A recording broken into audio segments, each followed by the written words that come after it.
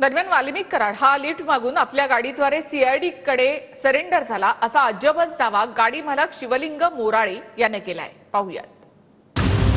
वाल्मिक कराड फरार असताना सीआयडीची 9 पथकं त्याच्या शोधावर होती।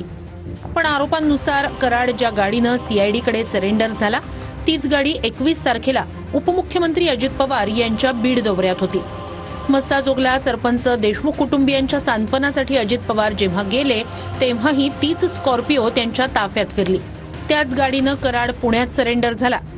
धस यांच्या आरोपांनुसार हीच गाडी नंतर केज पोलीस ठाण्यात देखील दिसली।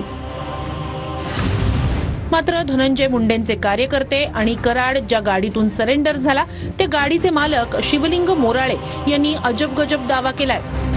कराड सरेंडर होणार आहे या बातम्यांमुळे आपण पुण्यातील सीआयडी भागात गाडी घेऊन आलो।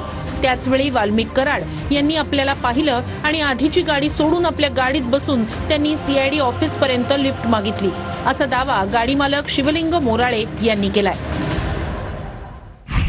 मोराळेजी, आपण पाहतोय तुमच्या गाडीवरून ज्या पद्धतीचं राजकारण होतोय, अनेक प्रश्नांची उत्तरं तुमच्याकडून अपेक्षित आहेत। वाल्मिक कराड ज्यावेळी सरेंडर झाले त्यावेळी तुमच्या गाडीतून बसून ते पुण्याच्या सीआयडी कार्यालयामध्ये गेलेले होते।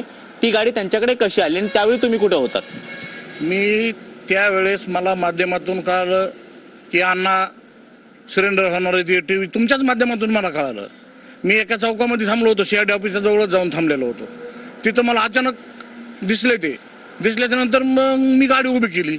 गाडी उभी केल्याच्या नंतर त्यांनी मला सांगितलं मला ह्या ऑफिसला नेऊन सोडावं लागतंय। तर मला काय अडचण नाही, ती ज्या गाडीतून आली होती ती गाडी सोडून गेली। त्यातून 2 जण उतरले, माझ्या गाडीत बसले। मी तिथून त्यांना ते सीआयडी ऑफिसला नेऊन सोडलं आणि मी माझा बाहेर निघून आलो। तो म्हणजे राज्याचे उपमुख्यमंत्री अजित पवार हे ज्यावेळी मस्साजोगमध्ये संतोष देशमुख यांच्या घरी आलेले होते त्यांच्या कुटुंबियांना भेटण्यासाठी, त्यावेळी त्यांच्या ताफ्यामध्ये तुमची गाडी होती। बिलकुल चुकीचं आहे। त्या दिवशी माझ्या खाजगी कामानिमित्त, माझा मुकदमीचा व्यवसाय, मी खाजगी कामानिमित्त केज परिसरात गेलो होतो। मी माझ्या गाडीवानाला भेटून वापस येताना सकाळी 10, 10:30, 11 दरम्यान मी मस्साजोगला नाश्ता केला। मी तिथून येळमघाट या ठिकाणी आलो। येळमघाट या ठिकाणी 2 वाजल्यापासून गाडी माझी 6 वाजेपर्यंत ही पुराणीशी उभी माझी गाडी। आणि अजित पवार दौऱ्याला किती वाजता आले होते? अजित दादा 5च्या दरम्यान आले होते। त्या दौऱ्यात मी पण होतो, माझ्या मित्राच्या गाडीत होतो आणि 5:30 पावणे 6च्या दरम्यान दादा निघून गेले आणि मी माझ्या मित्राच्या गाडीनं येळमला आलो। माझी गाडी घेऊन मी घरी गेलो। शिवलिंग मोराळे आणि वाल्मिक कराड यांचे संबंध कसे आहेत?